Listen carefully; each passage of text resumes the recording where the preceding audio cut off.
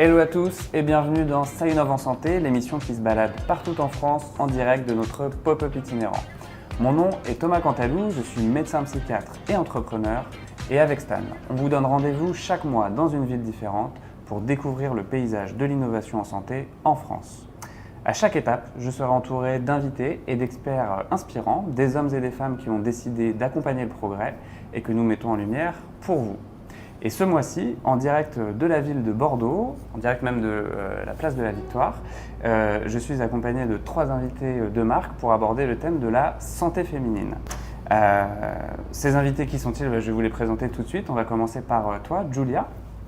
Julia, tu es membre du conseil d'administration et bénévole pour l'association Endo-France. Tu es toi-même atteint d'endométriose, une maladie chronique qui touche une femme sur 10 et dont nous allons entre autres parler aujourd'hui. Merci d'être là aujourd'hui. Comment ça va? Bonjour Thomas, bonjour à tous et à toutes. Merci de l'invitation, ça va très bien. Eh ben, super. À tes côtés se trouve le docteur Benjamin Merlot. Benjamin, tu es chirurgien spécialisé dans la prise en charge de l'endométriose depuis plus de 10 ans.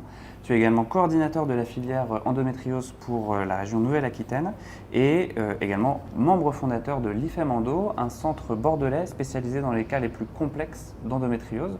Ça va? Oui, très bien. Ravi d'être là, Thomas, et pour évoquer ces sujets passionnants. Merci. Super. Et enfin, j'ai le plaisir d'accueillir Séverine Jonas-Lescuras. Séverine, tu es kiné depuis plus de 25 ans, spécialisée notamment dans la rééducation périnéale, mais tu es aussi fondatrice de Oh My Péri, une solution en ligne dédiée aux femmes pour prendre soin de son périnée. Tu viendras nous en parler en fin d'émission. Comment ça va? Ça va bien, merci Thomas, merci pour l'invitation et ravi de parler de santé féminine aujourd'hui. Merci pour ta présence.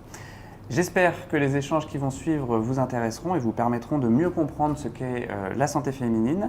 N'hésitez pas à réagir et à poser vos questions dans le chat. Damien, notre médecin de santé publique, tentera de répondre au maximum d'entre elles.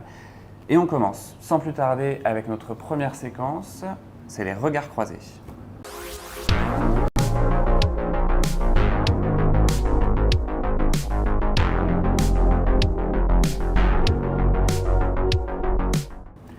Alors, je vous le disais, le thème central qui nous réunit aujourd'hui, c'est la santé féminine. Je ne vais pas vous en donner la définition parce qu'on va en parler en large et en travers, et vous allez en parler mieux que moi d'ailleurs. Mais pour rentrer dans le vif du sujet, on a décidé, comme la dernière fois à Lyon, d'aller prendre la température directement ici dans les rues de Bordeaux et d'aller demander aux habitants ce qu'ils pensaient de la santé féminine. Nos équipes sont allées à leur rencontre et on découvre leurs réponses tout de suite.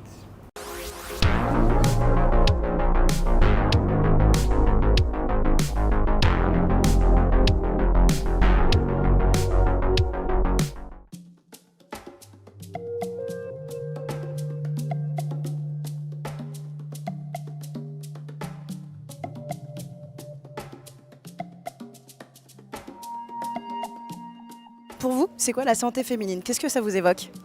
Tout ce qui est règles menstruelles. Déjà, le sujet est vaste. À mon sens, il y a la réponse un peu facile de dire oui, bon, la santé, c'est la santé en général. Nan, nan. Je pense qu'il y a quand même une spécificité féminine dans le fait qu'elle est peut-être un peu moins explorée que la santé générale et que la santé masculine. Alors déjà, moi, j'avais jamais entendu cette expression, la santé féminine. Mais du coup, si on en parle comme ça, moi, une des premières choses qui me vient en tête, c'est que moi, je sais que par exemple, il y a des maladies qui peuvent être plus graves chez les femmes que chez les hommes. Là, moi, je pense à certaines MST, par exemple, etc. Les chlamydia, des choses comme ça qui peuvent être plus graves. Les problèmes propres aux femmes, en fait. Les problèmes de santé propres aux femmes, donc propres à la gynécologie féminine. La santé féminine, ça m'évoque tous les soins autour de la gynéco dans un premier temps, et donc les suivis gynécologues réguliers, mais aussi tout ce qui est hygiène au quotidien, etc. Pour moi, c'est connaître qu'on peut passer beaucoup de tests en France gratuitement, et aussi prendre soin de soi, et aussi l'éducation du sexe. Les règles douloureuses, vu que j'ai eu plusieurs copines qui en avaient.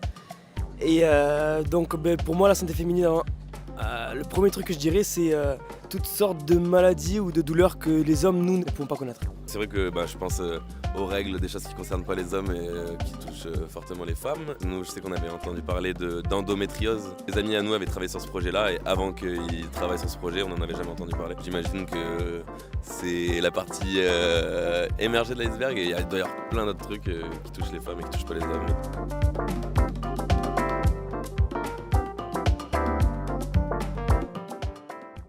Super, ces micro-trottoirs. Bravo Axel et Léla pour la réalisation. C'est toujours intéressant d'aller voir ce que les habitants et ce que la population générale pense de ces sujets. Benjamin, c'est toi qui vas ouvrir le bal. Qu'est-ce que tu as pensé de ces réponses, toi? Merci Thomas. C'est des réponses très intéressantes, très variées, hommes comme femmes. Je devrais dire d'abord femmes comme hommes d'ailleurs. Qui touchent à l'éducation, la prévention et aux problèmes de santé spécifiques à la femme. Et je rebondis un peu sur ma thématique qui est l'endométriose, puisque ça a été évoqué. C'est vrai que je pense que l'endométriose, c'est une image un peu du problème de santé féminine spécifique, bien sûr, aux problèmes féminins, parce que ce ne sont qu'uniquement un problème, bien sûr, lié à la femme, mais ça va avoir des conséquences sur tous les aspects de la vie de la femme, des problèmes dès l'adolescence, à l'école, avec parfois un absentéisme scolaire, puis des problèmes dans la vie sexuelle, dans la construction de la vie, de l'image de la femme, avec des douleurs pendant les rapports, puis parfois des problèmes liés au travail, avec bien sûr des inégalités hommes-femmes, avec des difficultés pendant les règles de pouvoir être productrice, avec des arrêts de travail, et puis ensuite des problèmes de fertilité, de douleurs chroniques, donc un impact sur la vie sociale, sur la vie de couple, sur la vie sportive et sur la vie au travail. Et je pense que c'est vraiment un exemple assez caricatural des problèmes spécifiques à la femme et donc de la santé féminine. Et donc derrière de tout ce qu'il y a à faire pour améliorer en termes d'éducation, on va en parler, de prévention, de diagnostic précoce, de prise en charge de qualité, qui vont permettre, on l'espère, avec notamment des dernières recommandations et puis une évolution de la société, de gérer un peu mieux ces problèmes et d'aider les femmes dans leur vie. Et on voyait un des habitants qui disait que c'était peut-être la partie visible de l'iceberg, l'endométriose, même si c'est un très bon exemple. Julia, peut-être que tu veux rebondir là-dessus. Qu'est-ce que c'est la partie non visible de l'iceberg? On parle souvent d'endométriose comme une maladie et comme un handicap invisible parce qu'effectivement on ne voit pas les effets de la maladie sur le corps des personnes atteintes. EndoFrance est une association de patientes qui existe depuis 23 ans et qui soutient et informe les personnes atteintes d'endométriose, mais surtout leur entourage. Notre mission est d'intervenir dans les écoles. Nous sommes d'ailleurs agréés par le ministère de l'Éducation depuis février 2024, mais aussi agréés par le ministre chargé de la Santé. L'idée, c'est de faire de la prévention, de parler de règles et de problèmes liés aux règles depuis l'adolescence. C'est aussi d'accompagner les femmes atteintes d'endométriose, les personnes atteintes d'endométriose dans leur quotidien au travail, parler de maintien à l'emploi, typiquement, et de toutes les solutions et les pistes qui peuvent être mises en place pour essayer de mieux vivre avec l'endométriose dans le monde professionnel. Mais aussi de soutenir, comme je disais, l'entourage, parce que parfois on peut faire face à l'incompréhension, notamment l'endométriose est une maladie invisible. On peut banaliser les douleurs liées aux règles, alors qu'en fait il s'agit d'une vraie maladie. Donc l'idée, c'est effectivement de parler à tout le monde, de parler aux collègues, aux managers, d'informer, de parler à la famille, de parler aux amis, de parler aux conjoints. Ok, donc vraiment d'explorer un peu tous les pans de la vie. La santé féminine, c'est pas que de la gynécologie, quoi. Ce n'est pas que la gynécologie. On parle d'endométriose comme une maladie qui n'est plus qu'une maladie gynécologique, on le sait très bien aujourd'hui. Il y a d'autres sphères qui peuvent être atteintes aussi. Je pense typiquement à la sphère psychologique, qui a été longtemps banalisée. On va en parler juste après. Ça m'intéresse. Séverine, toi tu es entrepreneuse, tu n'es pas que entrepreneuse, tu es aussi scientifique et kiné. On sait que l'entrepreneuriat c'est un milieu très masculin. Est-ce que tu as pu faire face à des inégalités ou des difficultés particulières en tant que femme ? Alors moi, effectivement, je suis entrepreneur un peu par hasard parce que je suis d'abord profession libérale, mais j'ai migré vers l'entrepreneuriat pour développer une solution en ligne pour que chaque femme dans le monde ait accès à de la rééducation périnéale de qualité. Et effectivement, vis-à-vis du monde de l'entrepreneuriat, je suis en fait une micro-niche, moi. C'est-à-dire que je suis une femme qui traite un problème de femme. Donc, ce que je peux constater, c'est que souvent, c'est pas pris très au sérieux par mes collègues masculins. Et alors, les choses évoluent quand même. On le voit dans le micro-trottoir. D'ailleurs, les hommes parlent assez bien, finalement, de la santé des femmes. Donc, et ils sont plutôt jeunes, ceux qui en parlent. Donc, c'est plutôt pas mal. Et moi, je suis plutôt confortée dans l'idée que les choses évoluent. Et donc, ça, c'est cool. Après, il y a des initiatives autour de la santé des femmes. Et ce que je vois quand même encore, c'est que les porteurs de projets dans l'entrepreneuriat pour la santé des femmes sont des femmes. Beaucoup. Tout à fait. Donc, c'est ça qui me chiffonne encore un petit peu. Je me dis qu'on a quand même tous à gagner à être des équipes mixtes et pas que les femmes pour les femmes et les hommes qui regardent ça un peu de loin. Mais bon, ça évolue, ça va bien se passer. Super. Je crois que vous avez une petite fibre aussi un peu entrepreneuriale. Je ne sais pas si vous voulez rebondir sur ce que disait Séverine. Oui, bien sûr. Nous, on développe des solutions entrepreneuriales pour la formation des médecins et notamment des chirurgiens. Okay.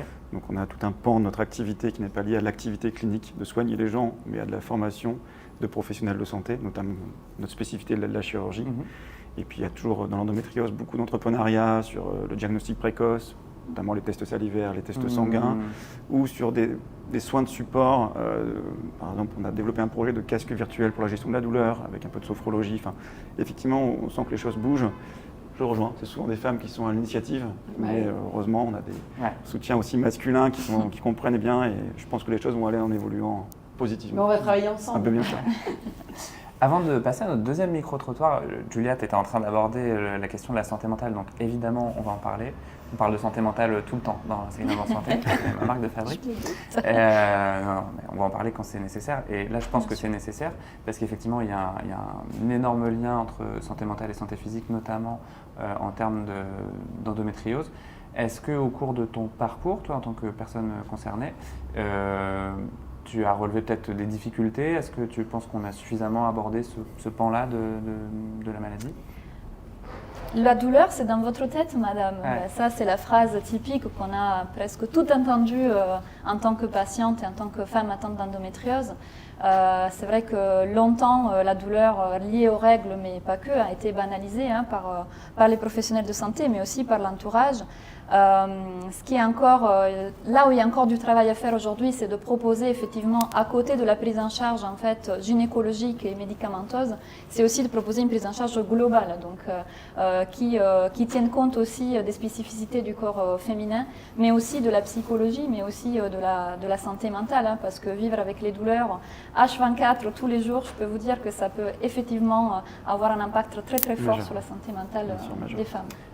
Eh ben moi, je vais rajouter un petit point parce que j'ai quand même préparé cette émission, même si j'y connaissais pas grand-chose, je dois l'avouer, en termes de santé féminine. C'est vrai qu'on est assez peu sensibilisé à cette question pour nos études de médecine, mais effectivement, il y aurait une origine commune sur le plan génétique entre l'endométriose et certaines pathologies psychiatriques. Et on sait, c'est une étude qui est parue l'an dernier, une étude britannique, qui fait état d'une augmentation du risque de dépression, d'anxiété, voire de troubles du comportement alimentaire lorsqu'on est atteinte d'endométriose. Donc effectivement, ce lien santé mentale, santé physique est hyper important. Merci pour vos éclairages. On va passer au deuxième micro-trottoir. On a décidé de retourner à Bordeaux, poser une petite question un peu particulière aux habitants en termes d'innovation et de santé féminine. On découvre ce qu'ils ont à nous dire tout de suite.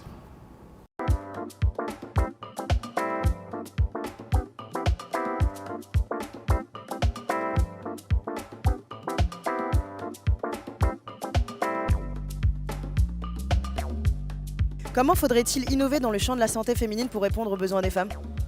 Alors je sais pas comment innover, mais moi j'aime bien toutes les initiatives autour de quand on est dans un resto et qu'il y a des protections hygiéniques par exemple qui sont mises à disposition, des choses comme ça.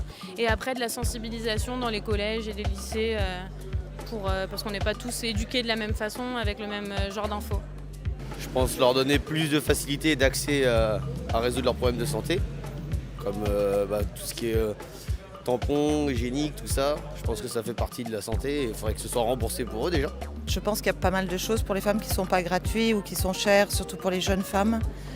Donc là, je pense qu'il y a quelque chose à faire. oui, pareil pour les jeunes femmes et puis pour beaucoup de prévention aussi à faire. Beaucoup plus de sensibilisation, notamment à l'école. J'ai eu le souvenir d'avoir eu énormément de cours sur la santé en général, la santé sexuelle, mais très peu sur la santé féminine. Je ne savais pas ce que c'était qu'un stérilet, je connaissais que la contraception de type capote, mais c'est tout. Peut-être plus d'ateliers où, par exemple, on peut parler que si on utilise le lubrifiant avec sucre et glycérine, ça peut aider à avoir le candidose. Parce que pas beaucoup de femmes connaissent ça, ils achètent des produits avec ça et après ils ont des problèmes, etc., etc. Et je crois que si on reste un peu plus sex-positif et on parle de choses, ça nous permet d'avoir moins de problèmes de santé. Que nous les hommes soyons plus à l'écoute de ce que vous ressentez et qu'on ne peut pas comprendre. Il faudrait innover déjà socialement et dans le cas du travail. Est-ce que les femmes peuvent avoir des congés payés quand elles ont leurs règles douloureuses? C'est une question que je pense assez importante et il faut y réfléchir et trouver des solutions pour adapter, savoir comment faire pour qu'elles puissent avoir plus de congés du coup que les hommes et savoir si c'est possible. Mais je pense que ça serait cool qu'un truc se passe par rapport à ça. On peut entendre qu'il y a eu des abus de médecins hommes qui traitent les femmes, etc. et qui ont un peu un rapport condescendant avec les femmes ou qui pensent à leur place. Peut-être que les femmes médecins prennent de la place sur le débat public, etc. C'est vrai que là, j'ai aucune femme médecin très connue qui me vient en tête ou quoi. Et potentiellement que des visages un peu... que tout le monde reconnaisse, voilà, qu'ils soient des référents, quoi, en qui les gens ont confiance, etc. Ben, ça pourrait être intéressant. Merci beaucoup. Merci beaucoup. Merci beaucoup. Merci.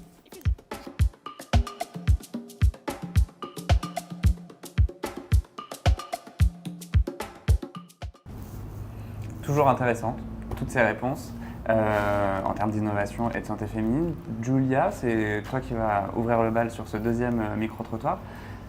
Qu'est-ce que tu aurais à rajouter pour compléter un peu la vie de la population? Je vais rajouter qu'en fait, il y a plein de pistes qui peuvent être explorées, notamment au niveau de la vie professionnelle des femmes atteintes d'endométriose. Aujourd'hui, quand on est atteint d'endométriose, on peut prétendre une reconnaissance de qualité travailleur handicapé. Nous, en tant qu'association, on intervient dans les entreprises pour sensibiliser les salariés et les managers à la maladie, aux douleurs, mais aussi à tout ce qui est possible pour le maintien à l'emploi. Il y a quelques mois, l'ANACT a sorti un guide qui est destiné aux RH et aux managers et aussi aux salariés pour parler effectivement d'endométriose et de tout ce qui peut être fait. Donc c'est très important en fait de parler de la maladie au travail parce que ça concerne une femme sur 10, voire plus, et donc potentiellement dans toutes les entreprises il peut y avoir une personne atteinte d'endométriose. Tout à fait. Benjamin, tu veux peut-être rebondir sur ce que vient de dire Julia, toi en tant que professionnel de santé qui suit les patients concernés. Avec plaisir, ouais. L'innovation, c'est vrai que le travail, c'est important. L'innovation, c'est aussi bien sûr les avancées sociétales, et je pense que bien sûr la parole de la femme, et il y a de plus en plus d'écoute et de volonté de prise en charge, et ça se témoigne dans l'endométriose notamment, puisqu'on a eu une volonté gouvernementale d'accélérer la formation et l'organisation des parcours de soins. Et depuis 2022, donc moi je suis coordinateur de la filière Nouvelle-Aquitaine, chaque région doit, et dans l'obligation de proposer des parcours de soins un peu personnalisés, hiérarchisés selon le niveau, avec du premier recours, du deuxième recours, du troisième recours, avec une volonté que chaque centre ait un cahier des charges minimum, donc avoir des critères de qualité, ce qui n'était pas le cas auparavant, d'avoir la formation du premier recours pour réduire ce dépistage. Et je pense que ça c'est une recommandation assez forte. Il y avait encore une réunion avec le nouveau ministre de la Santé qui il n'y a pas très longtemps, je pense que tu y assistais d'ailleurs, avec une volonté forte de connaître un peu ce qui s'est passé et d'aller encore plus loin dans la démarche. Donc c'est ça l'innovation aussi, c'est que à la fois le gouvernement, le ministère de la Santé et les professionnels de santé s'occupent de ce sujet, le prennent en main et le font évoluer. Ouais. En dehors des évolutions technologiques, hein, bien sûr, mais c'est aussi ça aussi. Et je rebondis sur ce que tu dis parce que tu as dit le mot formation, et moi ça me fait penser à quelque chose de particulier. Alors moi j'ai fini médecine il y a 2 ans, donc c'est plutôt récent. On m'a jamais parlé d'endométriose dans le cadre de ma formation. C'est quelque chose d'assez nouveau. Alors, l'endométriose, c'est encore une fois la partie visible de l'iceberg. Bien sûr. Mais comment on pourrait, selon toi, puis je vous donnerai la parole juste après, comment on pourrait, selon toi, améliorer les choses en termes de formation des professionnels de santé? C'est quelque chose qui est bien connu, hein, le défaut de formation, mais pas que des médecins, sages-femmes, médecins généralistes, spécialistes, gynéco, etc.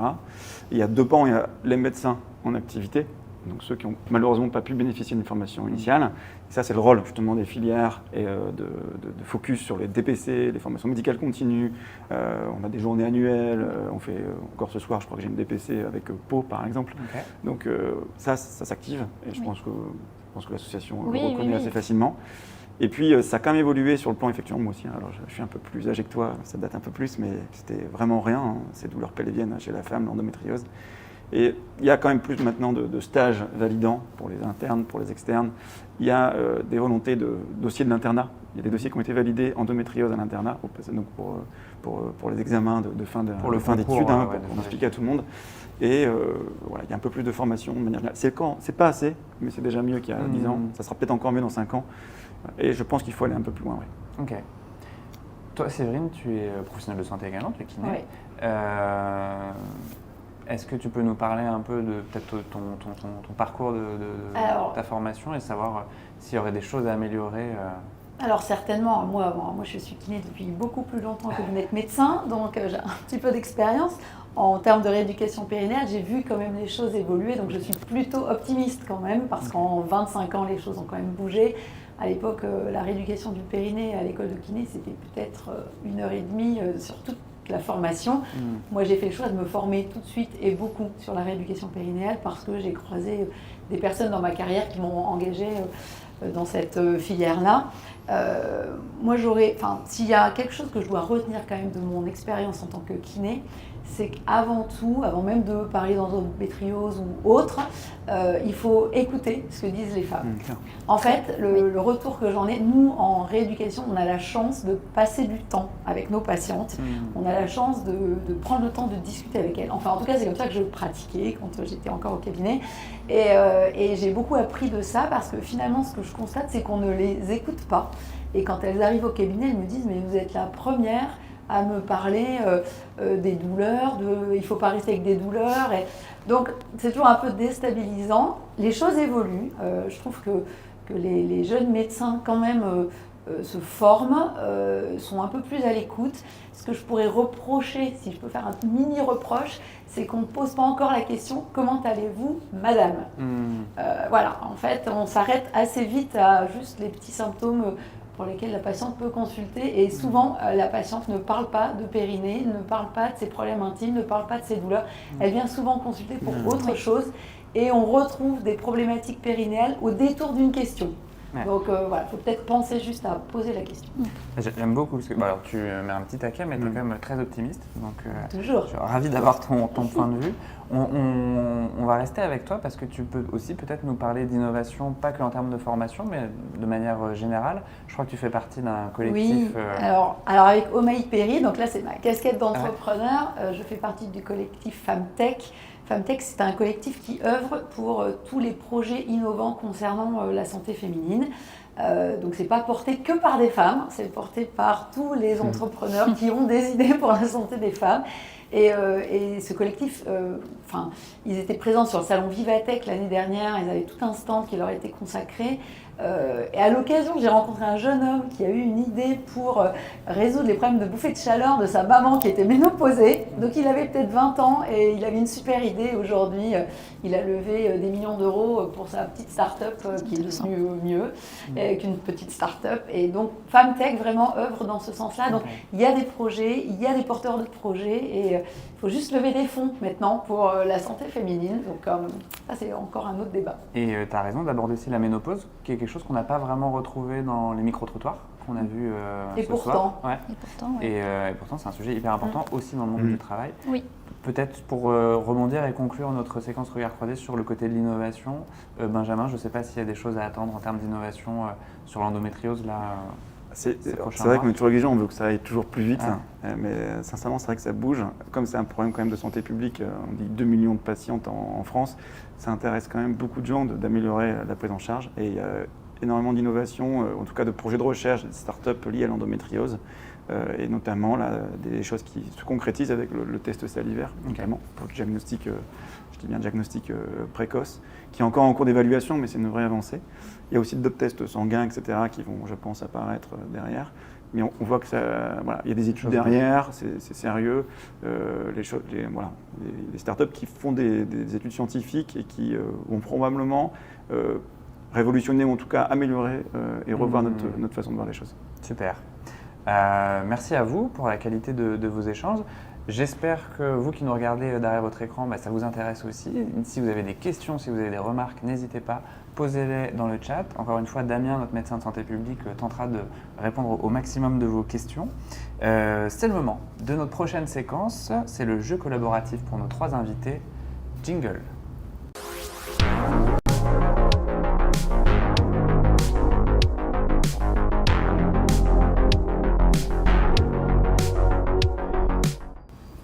Alors, le concept, c'est le suivant, il est très simple. Benjamin, Julia, Séverine, vous venez tous les 3 d'être nommés ministres de la Santé. Vous avez 30 secondes pour vous concerter et proposer les 3 grandes mesures de votre ministère en termes de santé féminine. Vous avez carte blanche, ça peut concerner du soin, de la prévention, de la communication, tout ce que vous voulez. Vous n'avez que 30 secondes, 3 idées, c'est parti.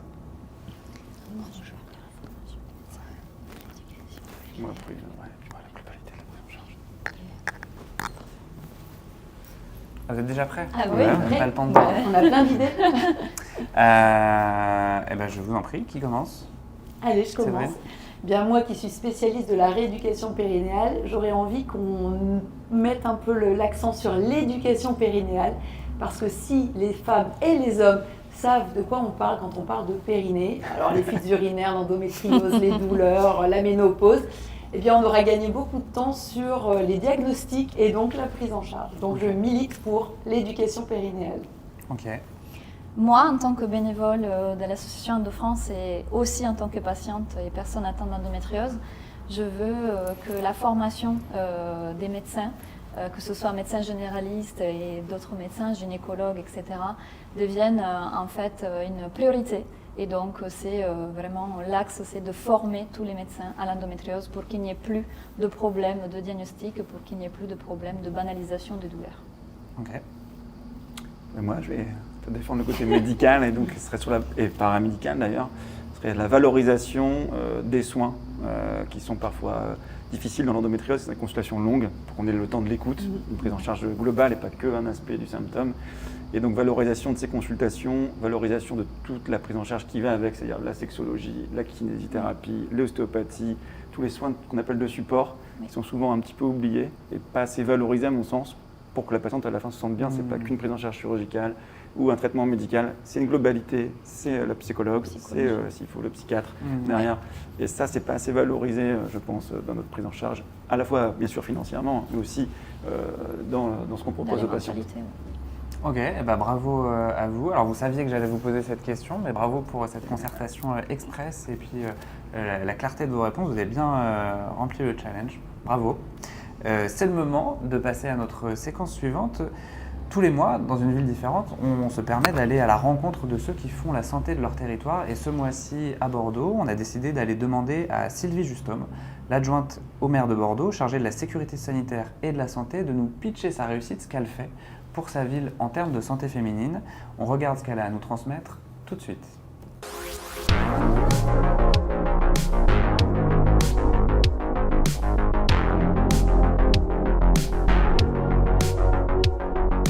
Je suis Sylvie Justhomme, adjointe au maire Pierre Urmic à Bordeaux et chargée de plusieurs dossiers, la santé, la sécurité sanitaire et les risques majeurs liés au changement climatique. La santé féminine, dans un premier temps, c'est tout ce qui concerne l'hygiène menstruelle, le coût que représente pour les femmes justement ces questions spécifiquement féminines. C'est un peu par là qu'on a commencé en début de mandat, en organisant des collectes de protection et d'hygiène féminine pour les femmes précaires de Bordeaux. On avait installé 11 boîtes à dons gérées par une association partenaire qui s'appelle Règles alimentaires. En faisant de l'égalité femmes-hommes à la mairie de Bordeaux, nous voulons prendre ces questions à bras-le-corps, lever les tabous sur les menstruations, mais aussi sur les douleurs menstruelles et sur les maladies liées à ces questions de cycle comme l'adénomiose ou l'endométriose. Nous avons fait beaucoup depuis l'année dernière. Ça commence à être visible sur la ville de Bordeaux. Nous avons installé 4 bancs publics jaunes dans nos rues aux enfants, c'est-à-dire les rues piétonnes, aux alentours des écoles,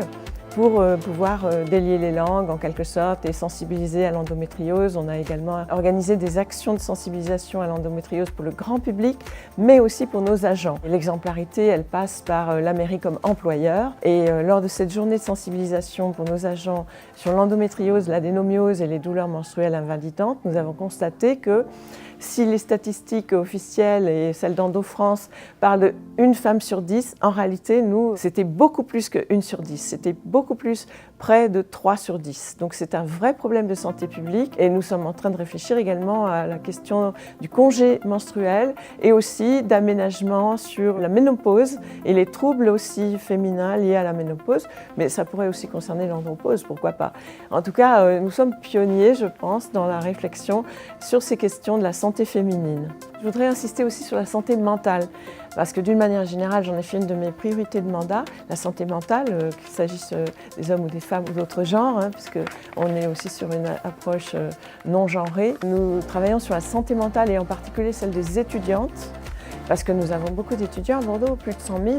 Par exemple, on a organisé une table ronde sur les troubles des comportements alimentaires qui touchent beaucoup plus les jeunes filles que les garçons, et sous la pression des garçons, enfin des hommes en général, sous le regard social masculin, il y a des troubles du comportement alimentaire qui touchent beaucoup de filles et sur lesquels il faut être très attentif, qu'il s'agisse de boulimie, d'anorexie mentale, etc. Nous avons eu la reconnaissance de plusieurs journaux et médias ces jours-ci sur les objectifs de santé que se fixe la mairie de Bordeaux et en particulier sur l'égalité d'accès à la santé entre les femmes et les hommes, puisqu'il y a aussi cette inégalité de santé qui est criante partout et à laquelle on a décidé de s'attaquer à Bordeaux, par exemple sur la prévention des cancers. Bien sûr, on travaille sur la prévention du cancer du sein et d'une manière générale sur tous les cancers. On va aborder juin vert et là c'est le dépistage du cancer du col de l'utérus qui malheureusement est très peu connu et on essaye là aussi de visibiliser. Les symptômes des femmes sont négligés, c'est vrai pour les troubles cardiovasculaires, l'AVC, l'infarctus.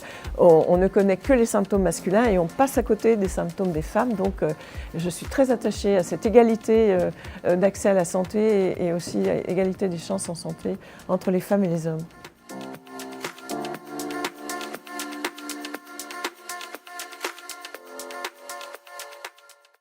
Et je me permets de remercier encore une fois la mairie de Bordeaux et son accueil qui nous permet d'être aujourd'hui ici sur la place de la Victoire. Vous ne pouvez pas nous rater si vous passez en tram ou à pied.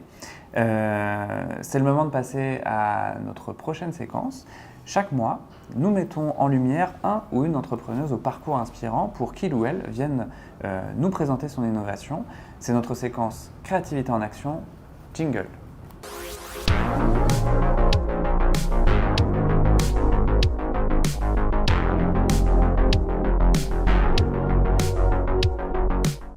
Et ce mois-ci, c'est Séverine Jonas-Lescuras, fondatrice de Oh My Perry, qui vient nous pitcher sa réussite. Oh My Perry, c'est l'aboutissement d'une longue réflexion sur l'accès aux soins les plus intimes pour les femmes dans le monde. Séverine, tu as 1 minute pour nous présenter ton innovation. C'est parti. Alors 1 minute, c'est très court, donc je vais faire très vite. Oh My Perry est une solution en ligne pour que chaque femme, où qu'elle soit dans le monde, ait accès à une rééducation périnéale de qualité. C'est fait par une professionnelle de la santé, c'est moi.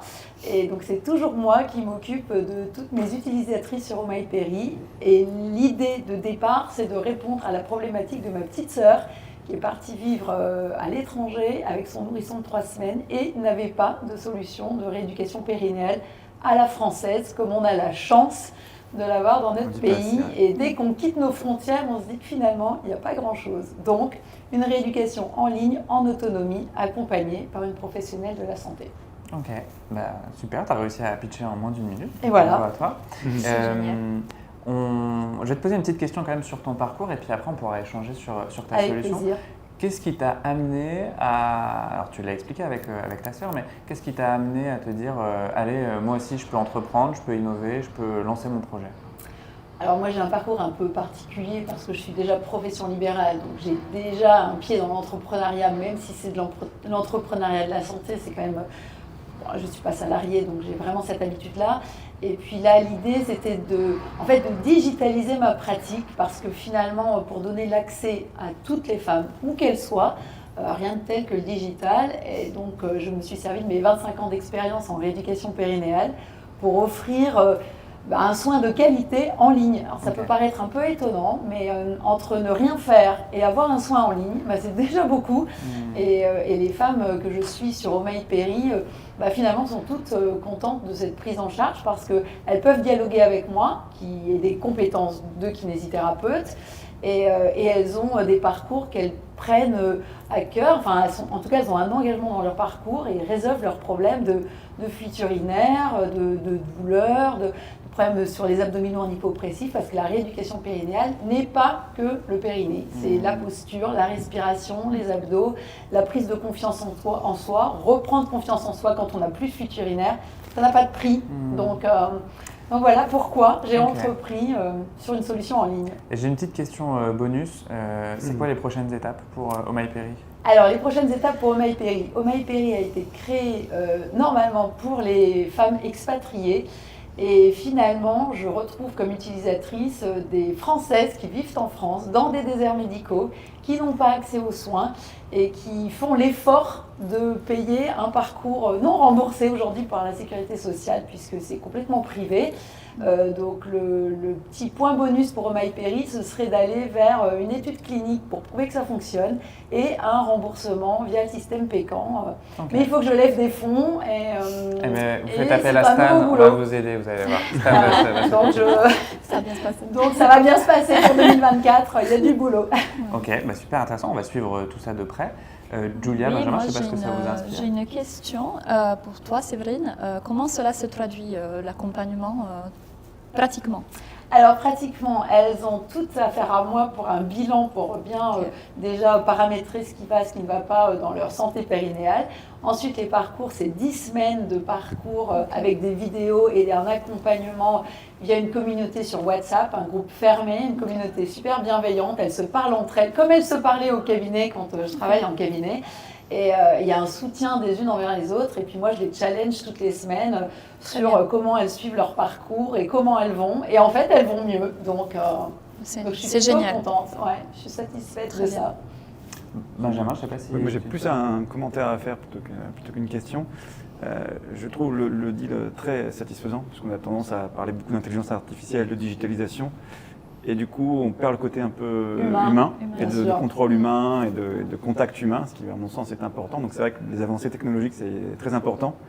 Mais comme tu l'encadres derrière, je pense que c'est vraiment le bon deal. C'est-à-dire qu'à la fois, tu apportes quelque chose qui ne serait pas accessible pour ces patientes, mais quand même, tu contrôles derrière, tu as un contact avec elles. J'ai à cœur de garder l'humain parce qu'en fait, c'est parce qu'il y a l'humain que ça fonctionne. Et c'est un garantie de prise en charge de qualité, je trouve. Donc, j'espère répondre en tout cas à la problématique de comment on accède aux soins les plus intimes, où qu'on soit dans le monde. Ouais.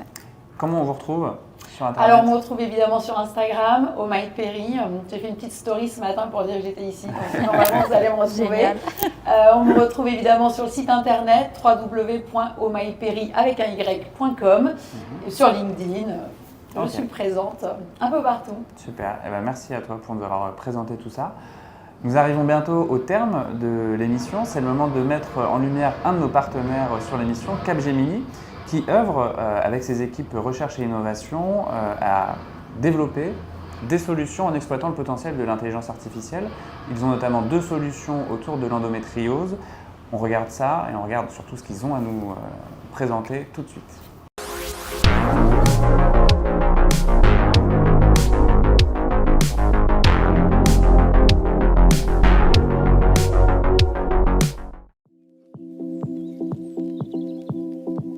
Charlotte Alliot, responsable recherche et innovation France chez Capgemini pour la practice Manufacturing and Operations. Nous pensons que chaque femme doit être actrice de ses choix de santé et notre ambition est d'œuvrer pour une approche globale et égalitaire de la santé pour toutes les femmes.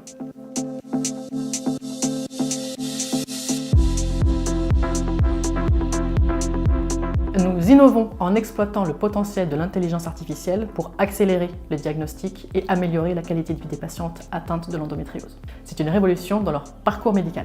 Saviez-vous que l'intelligence artificielle peut réduire le temps de diagnostic ? En effet, l'IA est encore peu exploitée dans le domaine de la santé, mais un atout majeur justement pour réduire le temps de diagnostic.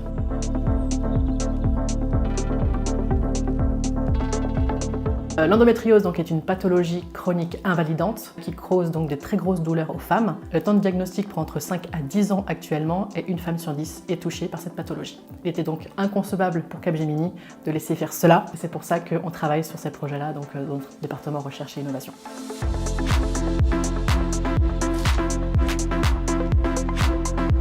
Le projet Endopase sur l'analyse des dossiers médicaux des patientes et Endoscore sur l'application de l'état de santé des patientes atteintes d'endométriose se fait en collaboration avec les hospices civils de Lyon, avec le service de chirurgie-gynécologie et aussi le service de radiologie. Une fois diagnostiquée, nous pouvons utiliser l'application Endoscore qui a pour but d'établir l'état psychologique des patientes atteintes d'endométriose. Car oui, être atteinte de cette pathologie peut avoir des répercussions sur la santé mentale. Et toujours grâce à l'IA, l'idée de cette application est vraiment donc, comme un Nutri-Score, d'évaluer l'état psychologique des patients. Endopass est un outil de diagnostic intelligent à destination des médecins. Il a deux objectifs, réduire le temps de diagnostic, mais surtout avoir des diagnostics moins invasifs pour éviter les chirurgies inutiles.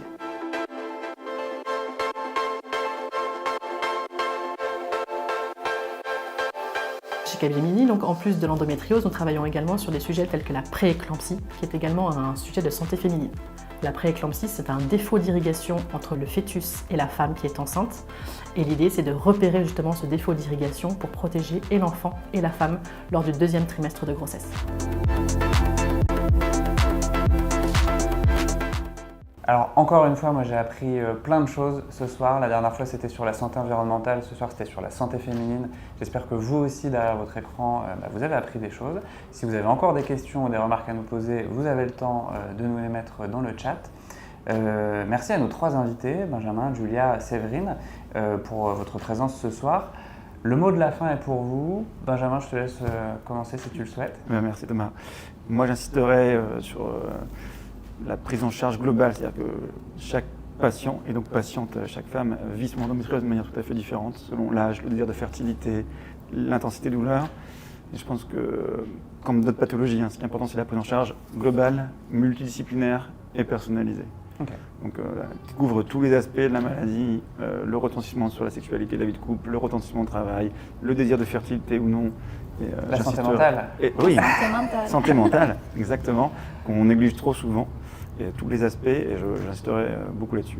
On ne peut pas traiter une patiente avec un seul médecin. Je pense que c'est la collaboration entre plusieurs médecins et paramédicaux, d'ailleurs, très important dans l'endométriose, qui fait que la patiente va se sentir mieux. Ok, ton mot de la fin est validé. Voilà. Julia, quel est ton mot de la fin toi, pour la santé féminine ? Moi je dirais information. Informer le grand public, informer de plus en plus de personnes sur les problèmes de santé féminine, l'endométriose notamment. Mais dans le mot information, je retiens aussi le mot formation qui est important à la fois pour les professionnels de santé et aussi pour les professionnels paramédicaux. Donc je pense qu'aussi tous les professionnels étaient formés à l'endométriose, on pourrait s'éviter plein de soucis, plein de problèmes et on pourrait vraiment faire avancer les choses en termes de diagnostic et de prise en charge. Ok, super. Toujours un discours très optimiste aussi. J'apprécie. Je vais essayer de rester optimiste, moi aussi. Alors moi, je vais revenir sur l'éducation, parce que quand on sait, on peut. Je le dis souvent, savoir, c'est pouvoir. Et donc, si les garçons savent ce qui arrive aux filles, et si les filles comprennent mieux ce qui leur arrive, eh bien finalement, in fine, elles ont la clé. Parce que, comme elles savent, elles peuvent poser des questions, elles peuvent se soigner, elles peuvent être prises en charge. Et les garçons avoir un regard un peu plus... bienveillant sur les pathologies qui arrivent à l'autre moitié de la population, les filles. Voilà, donc l'éducation pour les garçons et les filles, bien sûr. Ok, super. Et merci à tous les trois encore une fois pour la richesse des échanges qu'on a eus ce soir. Merci de nous avoir fait l'honneur de votre présence. Merci à vous. Je remercie également la mairie de Bordeaux, encore une fois, David Ferreira pour son pop-up itinérant chez Emo Roadshow. Je remercie également nos partenaires, Stan évidemment, l'Institut français de l'expérience patient, Concours Pro, ainsi que Capgemini. Je remercie également les équipes Stan pour la réalisation, Axel et Zélie derrière les caméras, mais également Leïla, Louise, Mehdi pour l'organisation, Damien, notre médecin de santé publique qui est en train de répondre à vos questions. N'hésitez pas à réagir et à nous suivre sur nos réseaux sociaux. De mon côté, je vous retrouve le mois prochain pour parler de sport santé. D'ici là, prenez soin de vous. Ciao, ciao!